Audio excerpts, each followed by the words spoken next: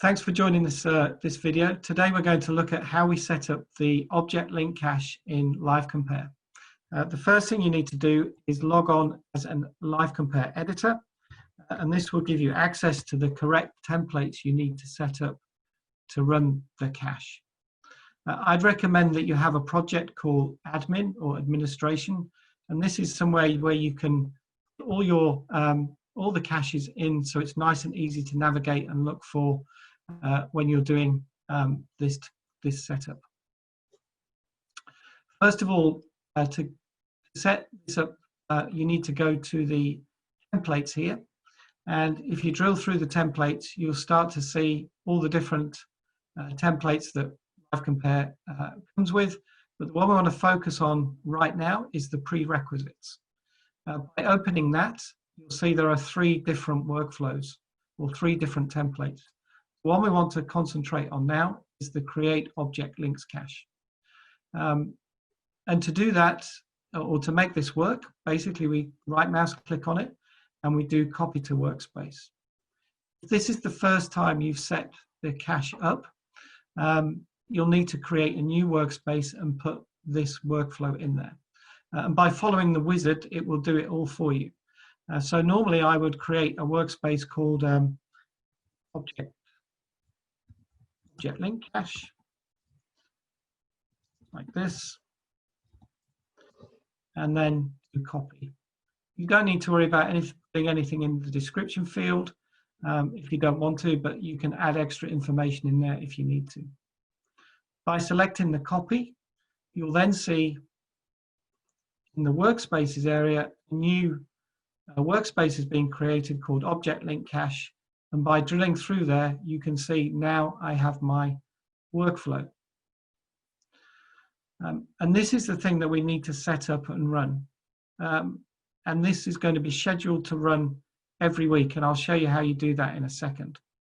The important thing, or the reason why we have the caches, is so LiveCompare can basically learn how your SAP system is built and configured. Without having that information in the cache, when you run the LiveCompare impact analysis, it will take a long time to run. So by doing this, it's already gathering information about your SAP system, allowing you to do impact analysis very quickly. I also like to rename these when we create them. The reason is, if you've got lots of SAP systems, by renaming them, you'll be able to see which one relates to which system. And these need to be run against each development system that you have LiveCompare connected up to. So if you're a big customer or you have many SAP development systems, you will have many object link caches. If you've only got one, then obviously you're only going to have one.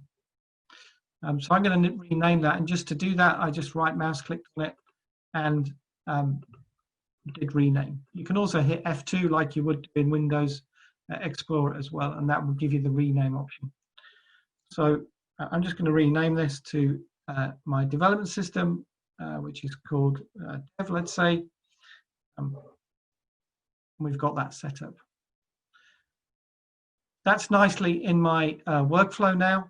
And what I need to do is set the, on the workflow itself in the renderer here, the development system that I want to run it against. So by right mouse clicking and doing edit RFC destination, I can then choose which SAP system I want to run this against. So typically you would have all your development systems listed here, and you would choose the relevant one. So for this example, I'm going to choose SAP 23 and then click Save. You'll see that SAP 23 now is sat on the top of this yellow box, or this parameter. So it's indicating that when I run this, it's going to run against this particular SAP system. Yellow diamond here shows that I actually haven't saved the change that I just made. So I can either click on the Save here, which will save it, and that goes green, so I know that it's been saved. Or actually, by clicking on the Run button, that will also save the workflow as well. Now that that's set up, I can actually schedule this to run. And to do that, I can right mouse click on here, and it will give me another option here to do the scheduling. On this screen, you've got lots of different choices about how you schedule this. Now, because this is the object link cache, we recommend that this is run every week. So you've got it always nicely up to date, and it's keeping up to date with the changes that are going into your SAP system. So here we can choose the run weekly option here, and you can obviously schedule it to run any day of the week. I'd recommend that you run it over the weekend, just because probably people aren't going to be using LiveCompare over the weekend. So getting all these admin jobs done over the weekend is a good idea. I'm going to select Sunday, and then I can also select what time I want it to run, just by using the clock here. Now, you'll notice the time on the screen here. This is the time on the LiveCompare server. It's not the time on your local machine that you're working on. So just be aware of that it's the time on the server. So let me select 4 p.m. or 1600 hours. And once I've done that, I just hit the schedule run button, and that's it scheduled. You'll see on this screen, it shows me that it's scheduled to run weekly, and it's running at 4 o'clock on a Sunday. And you can see the next run will be next Sunday of this week. So it's very easy to set up. When you run these caches, the first time it runs, it will take possibly 4 or 5 hours to run. But every week, as you do more and more, it will run quicker and quicker. All right, so first time run is going to take a few hours, but ultimately after that, it will run in probably 20-30 minutes. And so it's a good idea when you're scheduling these, if you've got lots of development systems, to space them out, an hour each or something. So don't try and schedule them all at 4 o'clock in the afternoon on a Sunday. Spread them out over the weekend, let's say, and keep an hour in between them. And that will mean that LiveCompare can cope with all the running of those and split them up nicely.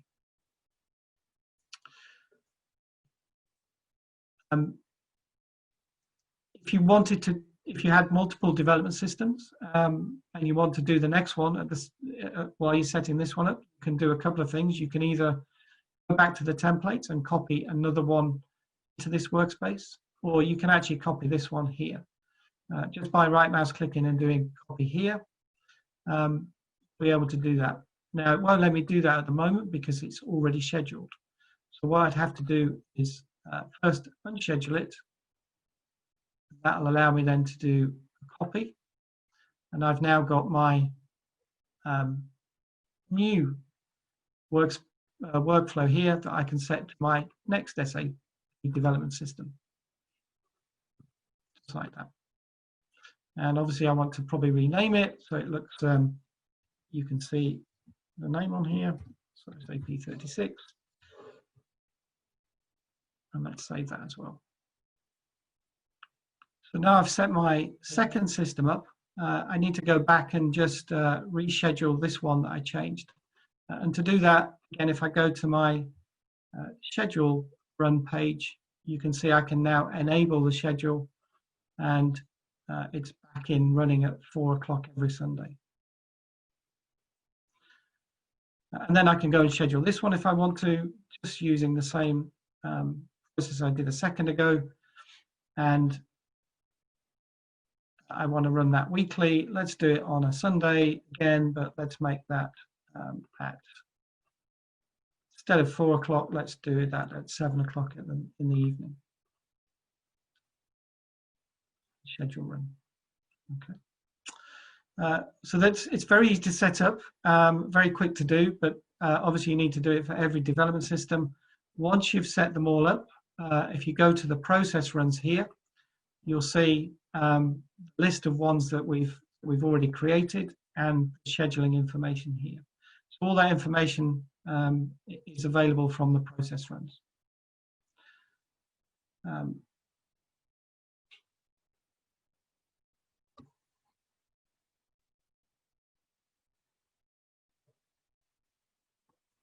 And lastly, on this, the last thing I want to show you is once you've set this up and you're running it, you might want to look at the status of the caches from the RFC point of view. So if you go into the SAP systems that you've got configured in LiveCompare, you'll see that we've got them listed here. And if you remember, we set up SAP 23 as my first object link cache. And by going to this RFC destination and going to the OLC, the object link cache, you can see that actually this has already been run and there's a status here to say it's okay. On my SAP 36, which I haven't run yet, if I click on OLC, it will tell me that there's no cache here. And obviously when this runs on Sunday, this will get updated. So this is just a way of looking at the object link caches from the RFC destination.